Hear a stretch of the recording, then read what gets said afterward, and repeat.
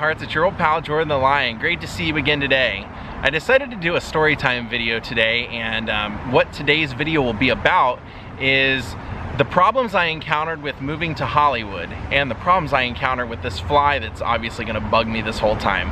So when I was 18 years old in 2000, I moved to Hollywood, California, which is where I live today. It's been almost 20 years and I moved here at the age of 18, and this was pretty much something that I decided I wanted to do when I was a little kid.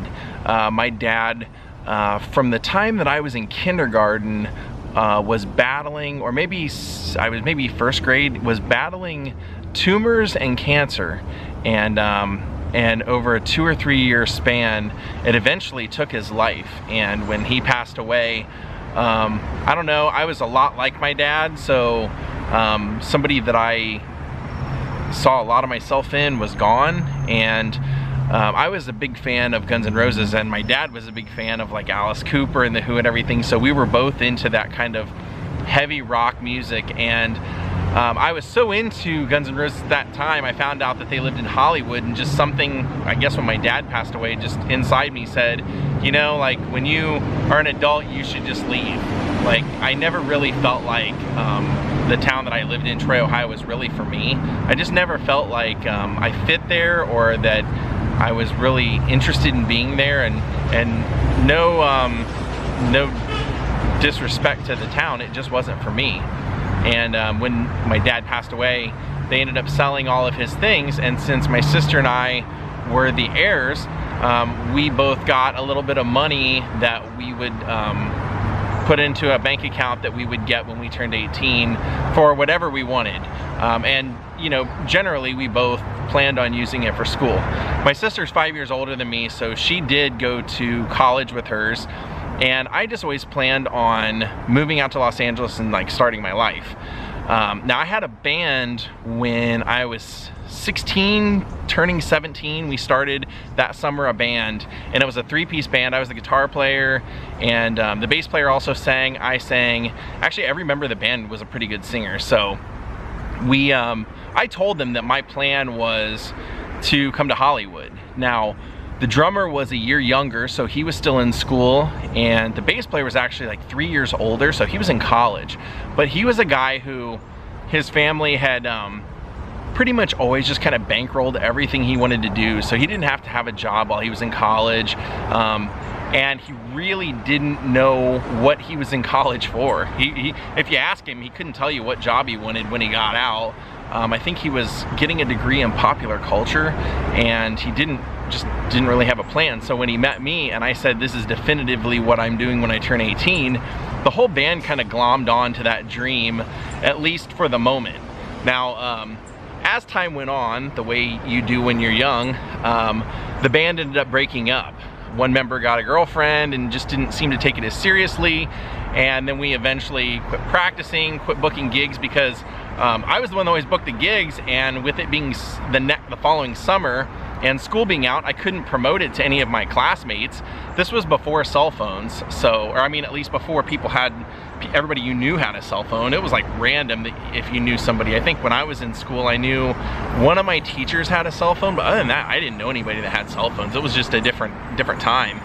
So the band broke up, and I remember my grandpa coming over to my house a couple of days afterward, and I think my mom had told him, and he said, so I heard your band broke up, what are you gonna do? And I said, the same thing I was always planning on doing. I'm gonna go to Hollywood, I'm gonna just move there. And he's like, okay, well, have you like formulated a plan yet? And I said, yeah, there's a music school that the guys from Weezer went to. It's right in Hollywood. I think that would be, you know, something that I should do, because it'll keep me grounded. It'll give me like a schedule every day. It'll be a good way to make friends and meet people and stuff for, you know, an area that I don't know anything about. And so I kind of told him that was my plan. Now, my parents and I had a falling out. And I ended up moving out of the house the day that I turned 18, and I moved in with my grandparents. And the plan was, you know, as I said, that I was gonna move here.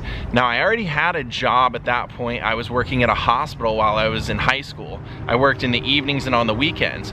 But I decided once I graduated, I wanted to kick it in gear a little bit more. And I got a full-time job at a computer factory where they built computers and they would sell them on the home shopping network. And so I got hired there, and I switched my hours at the hospital to only working weekends.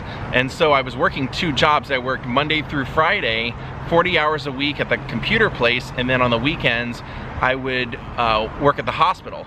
So throughout the time that I graduated and I planned on moving, I just wanted to save as much money on top of what I already had from my dad's inheritance as I could.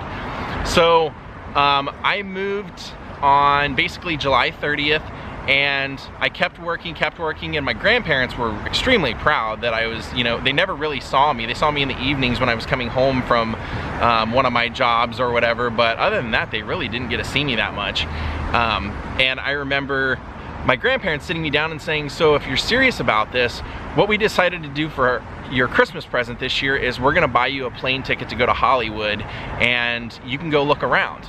Now, what was really cool was that when I got hired at the computer factory, the day that I got hired, when we did our orientation, I got set up at a station burning in the main program and everything into the computer. And the guy who was stationed next to me, who was getting hired, and I started talking, and I remember him saying, I don't have a clue what I'm doing to you. And I said, I have a vague clue what I'm doing. They kind of rushed us through this. And he said, well, I'm only here for 2 weeks, man, because I'm moving to LA. I'm just doing this to get a little bit extra money. He had already graduated from college, and he was one of those people, like, he didn't really know what job he wanted to do either. So he had a friend that lived out here. And so this guy that I was friends with, his name was Matt, and so he said, yeah, I'm only gonna be here for 2 weeks, and then I'm gonna bolt out of here, but don't tell anybody because I don't want him to fire me. And I said, dude, don't worry, because I'm actually moving in like 9 months. That's my plan, is to go out there for the spring semester and go to Musicians Institute. And so we became really good friends right away. And in fact, when we would take our lunch break, his parents lived like 15 minutes away. He would call his mom on the payphone and tell her we were on our way, and then she would fire up the grill and cook us hamburgers. So we became really good friends. And so he, in fact, in 2 weeks, quit his job and moved to Los Angeles, and we kept in touch via the phone and everything, and I kept working. And so that was the plan, was my Christmas present was my grandparents were gonna fly me out here, and I would stay with Matt and kind of get a feel for the place. And that's exactly what I did. So what ended up happening was the computer factory was doing really bad. One day I remember, I'm not gonna say the name of the factory, I don't even think the company's around anymore, but they were doing a home shopping network sales pitch, and I'll never forget them coming down and just screaming at us because they had done a thing on the air, which you would think they would have checked this before they went live, but they did a thing on air and they had 3 computers not boot up when they did it. So they were furious. So the stock ended up plummeting, and I had a boss that time that was 23 and I was 18, so he was very immature, and he used to joke and he used to hit on his employees. In fact, he had his eye on one employee for so long, he finally got her to go out with him, and he ended up getting her pregnant and having to resign from the job before I left, or after I left, but it was before he was ready to. But I remember we would always joke, and I would tell him, like, all the time, he would say, like if he would like feel like the line wasn't moving, because at one point I had to switch jobs because I wanted to work, when they originally hired me at the computer factory, I worked at night, and I wanted to switch to the day. So he would always say, like, oh, I'm gonna give you the worst job since I did you a favor of letting you switch shifts. And eventually one day he just goes, hey, are you still planning on moving to LA? I would always joke and say, well, you can make me do whatever, because I'm not gonna be here forever. And he said, are you still moving to LA? And I said, yeah. And he goes, okay.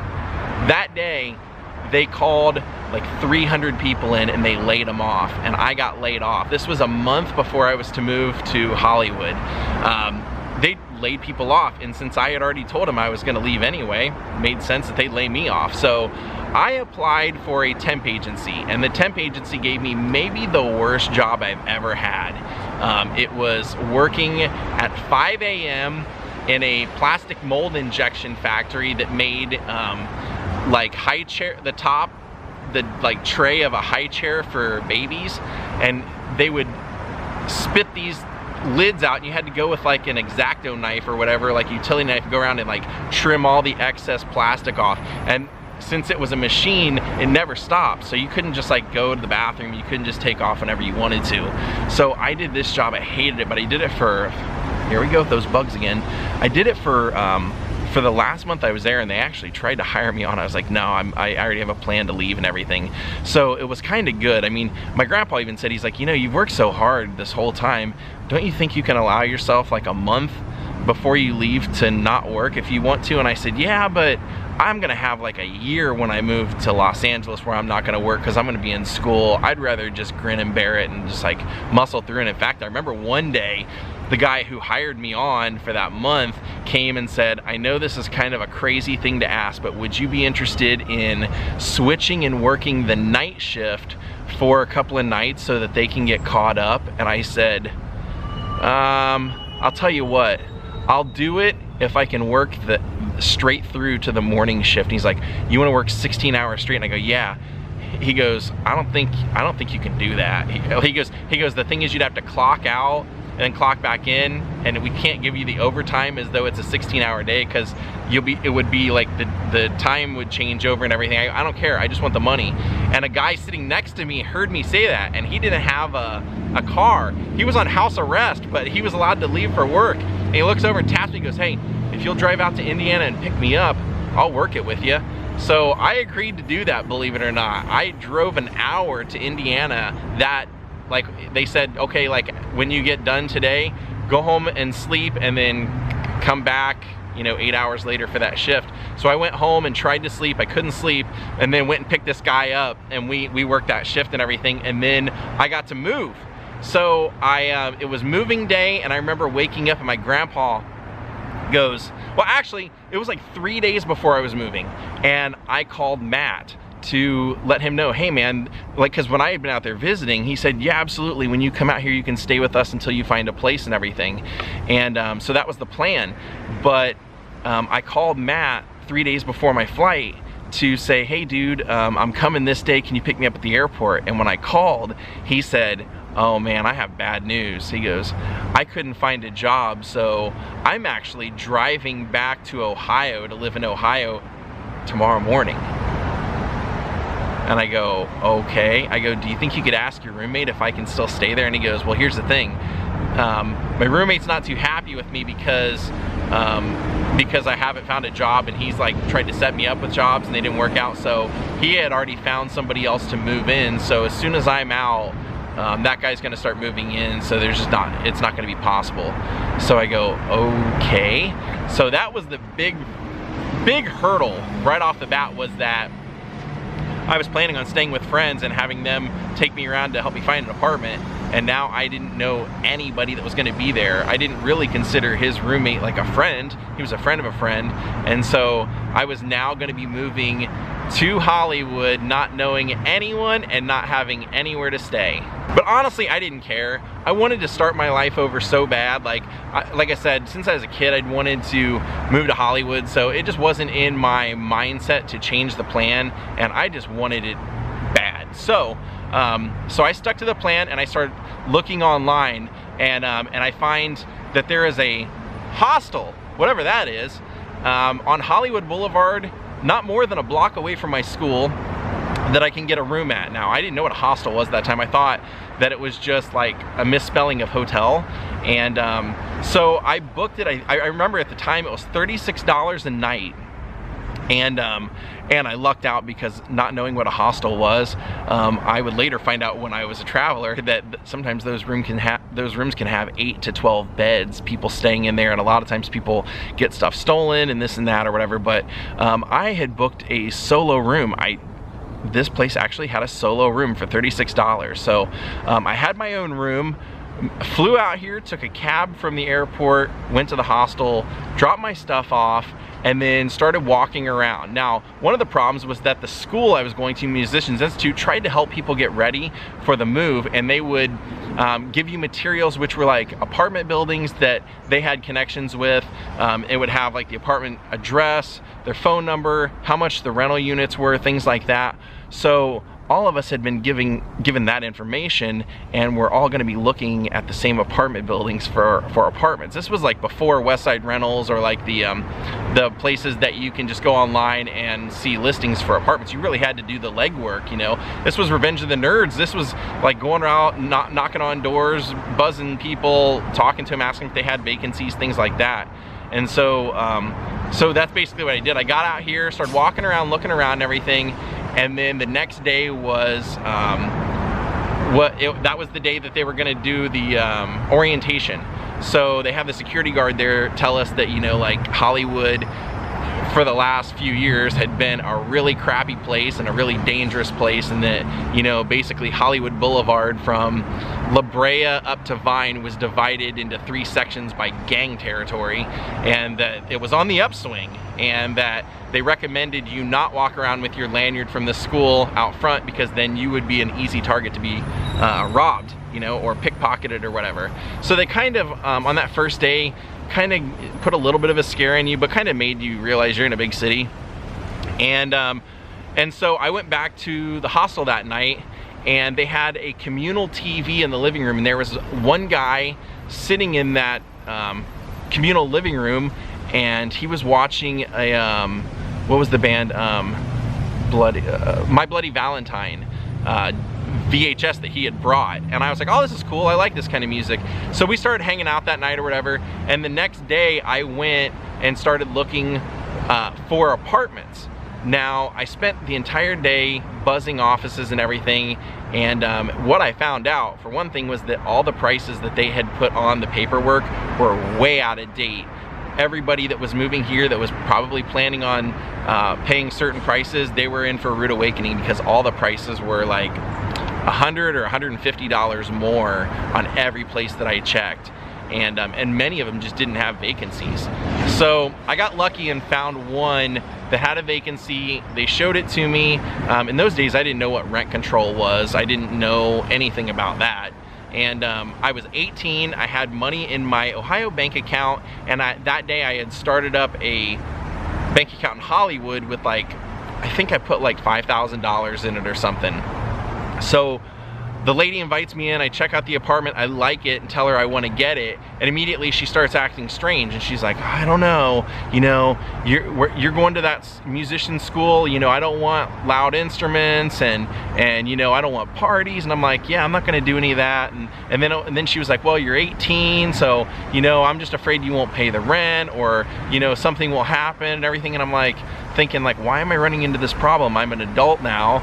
Like, you know, as a 17-year-old, you think, hey, whoops, sorry for that. As a 17-year-old, you think that once you're an adult, that everything will just be easy, especially when you have a bank account with a little bit of money in it that's supposed to get you started. She still was giving me problems, and then ended up saying, I'm not gonna rent you this apartment unless you call your mother and get your mother on the phone. I wanna talk to her and just like make sure that you're legit and that you come from like a decent family. And I'm like thinking, what is going on here? But like I said, I've been looking for apartments all day and I couldn't find any availabilities. And this was a nice place, so, and it was like 2 or 3 blocks away from the school, so that's a real, I wasn't planning on having a car, so that's really all I cared about, was something within walking distance to and from school. That was gonna be my life. And so she ended up finally saying, if you get me your financial paperwork and show that you have money, and I talk to your mom, then I will let you have the apartment. And so I ended up having to go get financial records and have my grandpa fax them to me back in the day, where you couldn't just email stuff, like it had to be faxed. And she gave me the apartment, and then told me that even though the beginning of the month was in 3 days, that if I wanted to put anything in the apartment, she was gonna charge me $75 a day. And I did. I was like, I just wanna move in, you know. Now here's the thing. Before I had moved, every earthly possession that I wanted to keep, I had boxed up and I had shipped out to my friend Matt's apartment, not knowing that he was gonna move. I did that like a week before, because back in those times they said, hey, with this much stuff and as heavy as it is, it's probably gonna take over a week to get there. And I was like, okay, that's fine. So I put everything in 3 computer boxes, and then also a a poster tube of all of my favorite, like everything that I've collected my whole life as far as posters, and I insured it to the gills. I asked them like, hey, how much do I have to pay to insure? And so every box I insured for $250, and I said just do it for everything. And so they did it for the poster tube as well. And so when my stuff finally shows up, Matt's roommate calls. By that point I had moved in and I had gotten my apartment set up, but if you remember, I was watching that My Bloody Valentine video with that guy in the hostel. Well, he had mentioned the day that I got my apartment, I went in there, I said, hey man, I found an apartment. He had mentioned that his credit was bad and that he was gonna have trouble getting an apartment, and that he wanted to know if he could be my roommate. And since I got a 1-bedroom, I knew a lot of people were planning on like one person living in the bedroom and one person living in the living room. And so I said, yeah man, we can do that, that's fine. And he was telling me, he's like, this is my dream to go to MI. Like I've been saving up for 3 years, and I finally got all of the paperwork approved, and I got a grant to pay for the school so that I can afford to live and all this stuff. And so that was our agreement, was that he was gonna be my roommate. And I was like, okay, cool. Because like I said, the apartments were much more expensive than I was originally planning on and what they told us they were gonna be. So I was like, cool, I'm gonna have somebody to kind of alleviate that. Well, within 2 or 3 days of getting the apartment and everything, he went to enroll in school, and something with the paperwork with his loan getting to the school did not work out. And he comes back and he goes, man, I think they're gonna send me home. I don't think that my loan's gonna go through. I go, man, think of how much money you've already wasted, because he had spent like money mailing his stuff out. He had another friend that lived here in like a 1-room apartment, and that guy was like gonna be here for a month. So the guy said, hey, I'll be here long enough for you to mail your stuff to me. So that guy was already holding his stuff that he had mailed out here.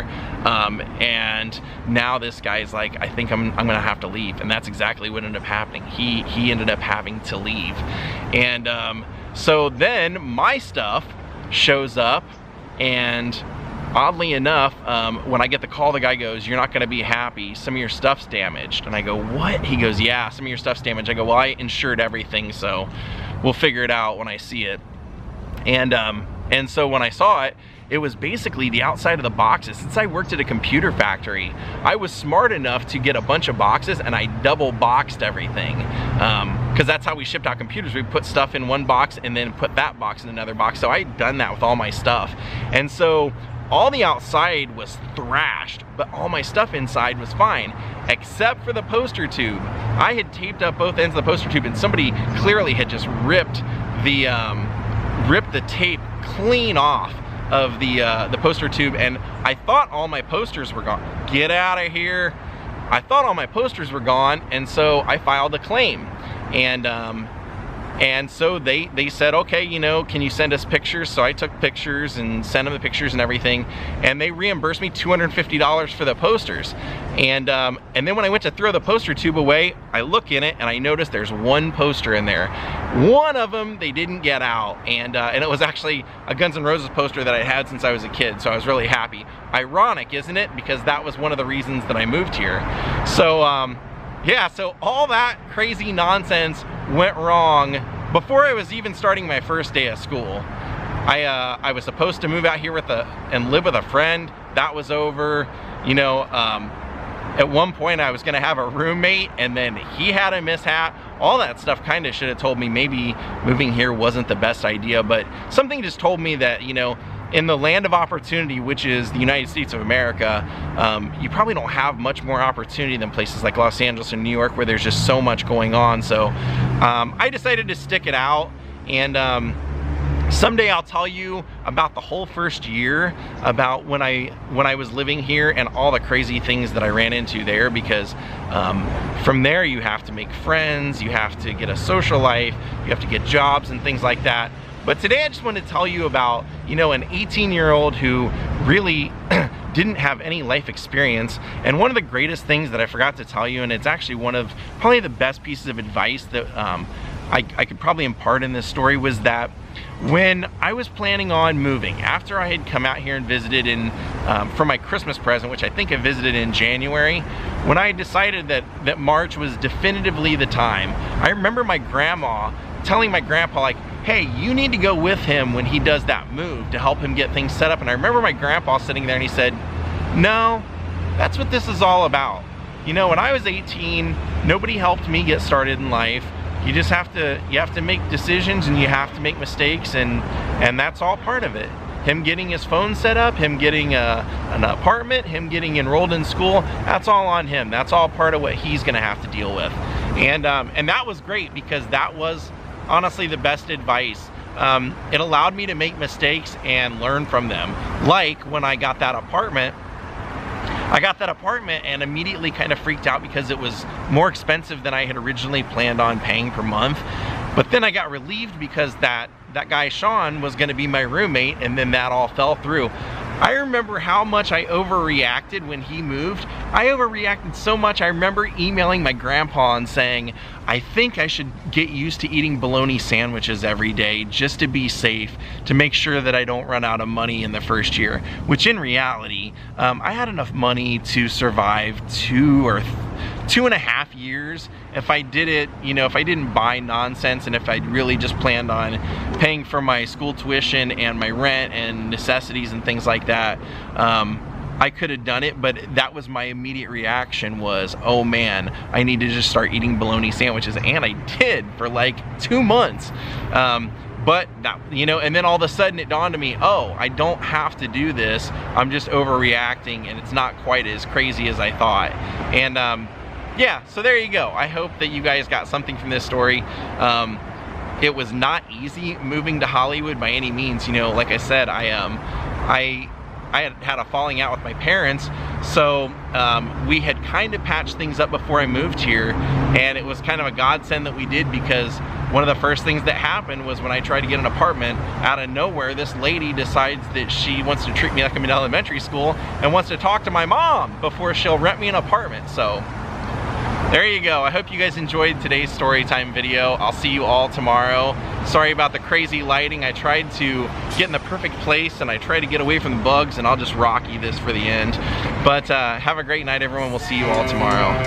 Goodbye.